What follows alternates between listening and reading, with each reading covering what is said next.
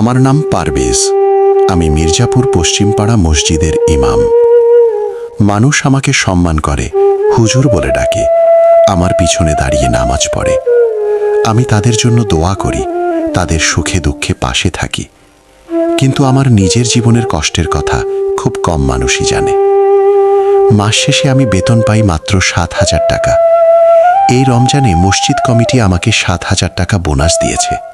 সব মিলিয়ে আমার হাতে এসেছে 14,000 টাকা। এই টাকা হাতে নিয়ে আমি অনেকক্ষণ চুপ করে বসেছিলাম, কারণ আমি জানি এই টাকা দিয়ে পুরো মাসের সংসার চালানোই কঠিন। আর সামনে তো ঈদ।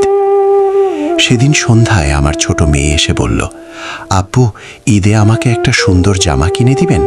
আমার বান্ধবীরা সবাই নতুন জামা পরবে। আমার ছেলে বলল, আব্বু, আমি একটা সাদা পাঞ্জাবি পরতে চাই আপনার মতো। আমি তাদের দিকে তাকিয়ে শুধু হাসলাম, কিন্তু আমার সেই হাসির আড়ালে লুকিয়েছিল অসহায়ত্ব। পরদিন বাজারে গেলাম। একটা ভালো জামার দাম 800 থেকে 1000 টাকা। 3টা বাচ্চার জামা কিনলে সংসারের চাল ডাল কেনার টাকা থাকবে না। খালি হাতে বাসায় ফিরে এলাম।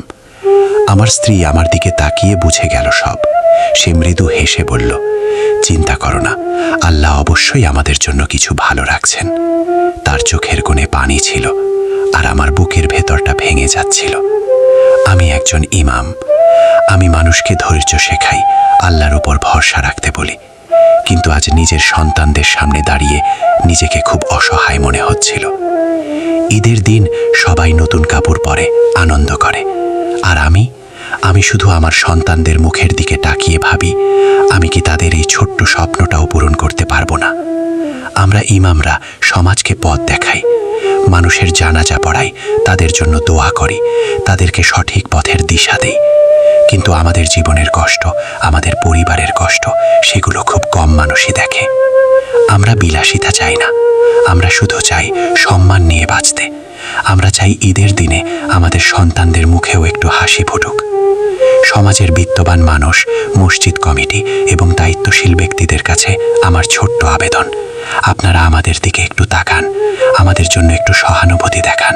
কারণ একজন ইমামের হাসির পিছনেও লুকিয়ে থাকতে পারে হাজারো কষ্ট। আমি পারভেজ, মির্জাপুর পশ্চিমপাড়া মসজিদের একজন ইমাম। এই আমার জীবনের গল্প। আপনাদের কাছে একটু ছোট্ট অনুরোধ, এই রকম বাস্তব জীবনের গল্প শুনতে আমাদের চ্যানেলটি সাবস্ক্রাইব করুন। আর আপনার জীবনেও যদি এমন কোনো গল্প থাকে, তাহলে কমেন্টে জানাবেন। আপনার গল্পটাই হতে পারে আমাদের পরবর্তী ভিডিও।